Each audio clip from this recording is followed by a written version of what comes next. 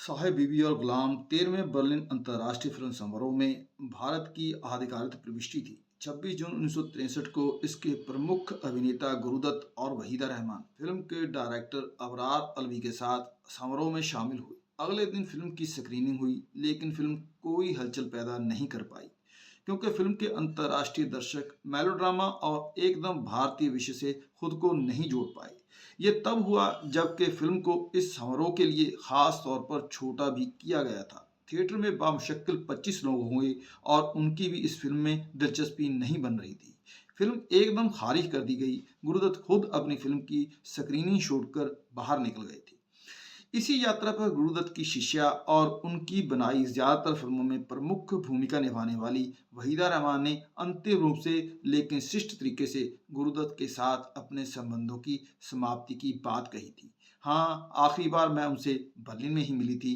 वहीदा रहमान ने कहा था, साहिब बीवी और गुलाम की आखिरी शूटिंग समाप्त होते होते चीजें स्पष्ट होने लगी थी। गुरुदत्त की छोटी बहन और मशहूर कलाकार ललिता लाजमी याद करते हुए बताती हैं, वहीदा और गुरुदत्त तकरीबन अलग हो चुके थे।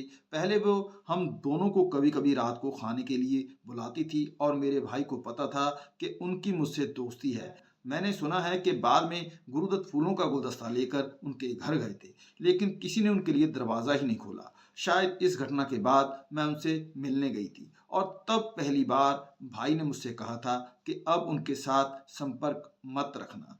अगले ही दिन गुरुदत्त बर्लिन से रवाना हो गए थे। मशहूर फिल्म निर्माता बी आर चोपड़ा ने याद करते हुए बताया था, वो आदमी गुरुदत्त बर्लिन से बंबई तक के सफर में एक कोने की सीट पर बैठा पूरे समय शराब पीता रहा था। वहीदा ने उनके बारे में जो कुछ कहा था वो हमें पता था। उनसे स्पष्ट रूप से अपना मन बना लिया था कि अब बात खत्म है।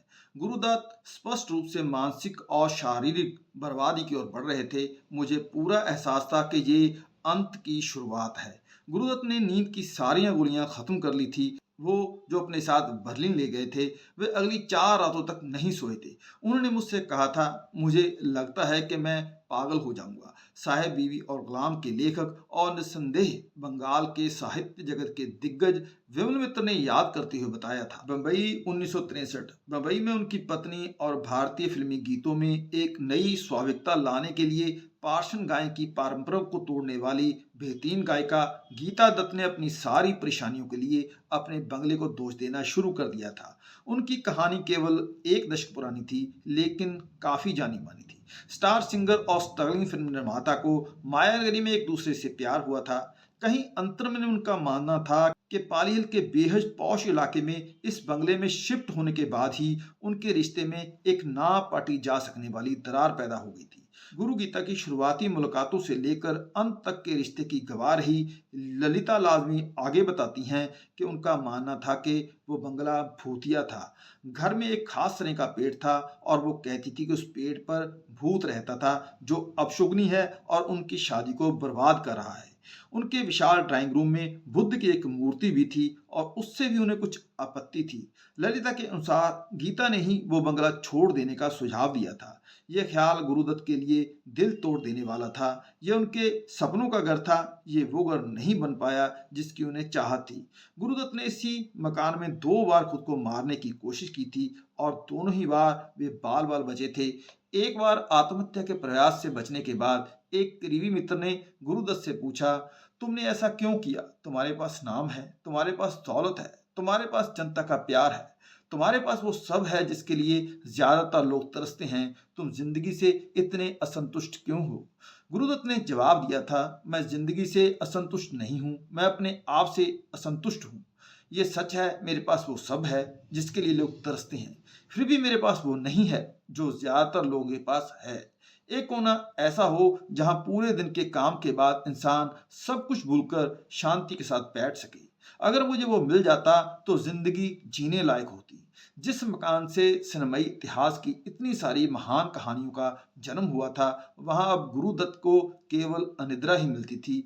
इसलिए बम्बई के प्रमुख रियल एस्टेट में सबसे खूबसूरत बंगलों में से एक में रहने के बावजूद गुरुदत्त हर सुबह घर से निकल जाते थे और नींद से भरी आंखों के साथ अपने स्टूडियो पहुंच जाते थे।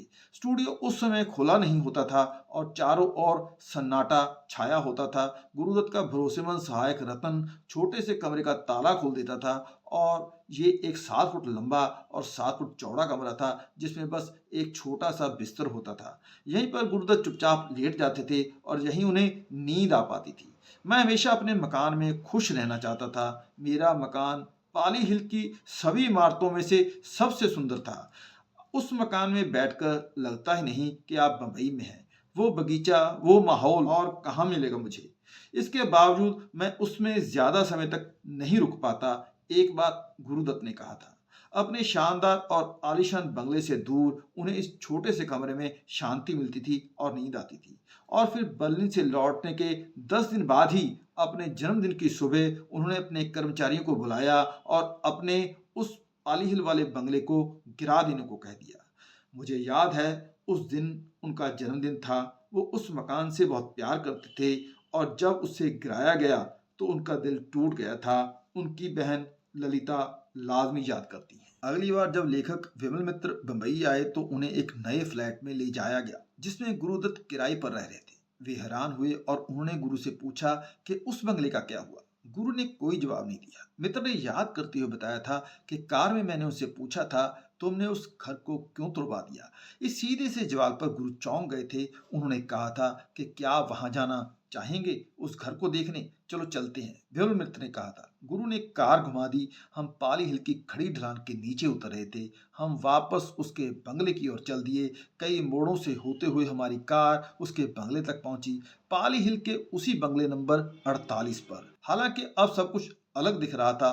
प्रॉपर्टी के सामने गुरुदत्त का पुराना दरबान लाला खड़ा था। विमल में दंग रह गए थे। पटकथा लेखन के लिए अपनी कई यात्राओं के दौरान वे जिस राशि बंगले में अतिथि के रूप में बंबई में ठहरते थे वो जमीन दोज किया जा चुका था। जिस कमरे में गुरु सोते थे उसकी जगह अब सिर्फ मलबा था। बेहतरीन बाथरूम के स्थान पर टूटा हुआ इटालियन नीला संगमरमर पड़ा था। उन्हें केवल बिखरी हुई लकड़ियां, प्लास्टर के टुकड़े और एक सपने के भी टूटे हुए टुकड़े दिख रहे थे। उन्होंने गुरुदत्त की ओर देखा जो चुपचाप अपनी सोच में डूबे शून्य को ताक रहे थे। विमल मित्र कुछ भी कहने की हिम्मत नहीं जुटा पाए। दोनों चुपचाप वापस कार की तरफ चले गए। तब विमल मित्र ने उससे पूछा, लेकिन बंगले को गिराने की असली वजह क्या है? वो बंगला गीता की वजह से, गुरु ने धीमी आवाज में बोले। इसका क्या मतलब है? विमल मित्र ने पूछा। गुरुदत्त ने सिगरेट का कश लेते हुए धीरे से समझाया, घर ना होने की तकलीफ से घर होने की तकलीफ और भयंकर होती है। यह उनकी फिल्म साहिब बीबी और गुलाम के उस दृश्य की तीखी याद की तरह लगता है जिसमें एक मध्यम आयु वर्ग के वास्तुकार की भूमिका निभाने वाले गुरुदत्त हवेली में वापस जाते हैं और कर्मचारी से उसे गिरा देने को कहते हैं। उसका जीवन और सिनेमा की इसी तरह से एक दूसरे से मिलता रहता है।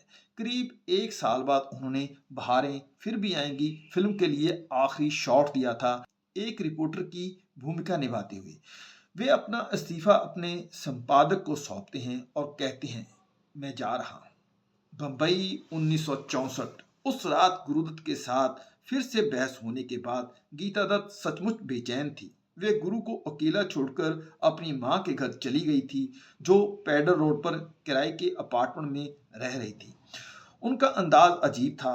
अगले दिन सुबह उन्होंने घर पर फोन किया और नौकर से गुरु को देखने के लिए बोला। नौकर ने उन्हें बताया कि दरवाजा अंदर से बंद है। गीता ने नौकर से दरवाजा तोड़ देने को कहा। 10 अक्टूबर 1964 को सुबह के 10:30 बजे थे। शनिवार था। मुझे उनकी मौत की एकदम स्पष्ट याद है। मुझे याद है कि उनका दाहिना हाथ फैला हुआ था। उनकी आंखें आधी खुली हुई थीं, जैसे कि वे उठने ही वाले हों, कुछ कहने वाले हों। उनकी बहन ललिता याद करती हैं, कुर्ता पजामा पहने हुए, पीठ के बल लेटे हुए, आंखें बंद, चेहरा दाईं ओर झुका हुआ और वो शांत मुद्रा में आराम में था।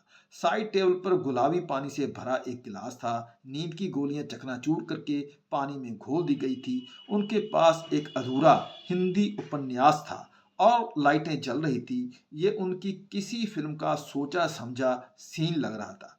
उन्होंने अपने कमरे की कामयात्मक नज़र अपने गीतों की लय और अपनी सिनेमाई भाषा में विद्रोह के माध्यम से कई जादुई सीन बुने थे। यह गुरुदत्त का अंतिम सीन था। उनकी खुद की असली मौत के सीन की खास फ्रेम की रचना थी। आखिरकार उनकी उदासी खत्म हो चुकी थी। जब मैं गीता से मिली तो मेरे लिए उनके पहले शब्द यही थे कि लल्ली, मुझे पता है कि आप सभी मुझे उनकी मौत के लिए दोषी ठहराएंगे। ललिता याद करती है। गुरुदत्त की मृत्यु 39 वर्ष की उम्र में हुई थी और ये उनके करियर की छोटी सी अवधि में एक सम्मानित विरासत पीछे छोड़ गए थे। कम शब्दों में अपनी बात कहने वाले गुरुदत्त की प्रतिभा का लोहा दशकों बाद भी माना गया। उनकी फिल्मों की तरह उनका जीवन भी दो हिस्सों का एक सपना ही था। ये दास्तान उस सपने के निर्माण की और फिर सपने के विनाश की है। निर्माण और विनाश जो गुरुदत्त के जीवन के साथ साथ चला, ये दास्तान भी हम आपको वैसे ही सुना रहे हैं।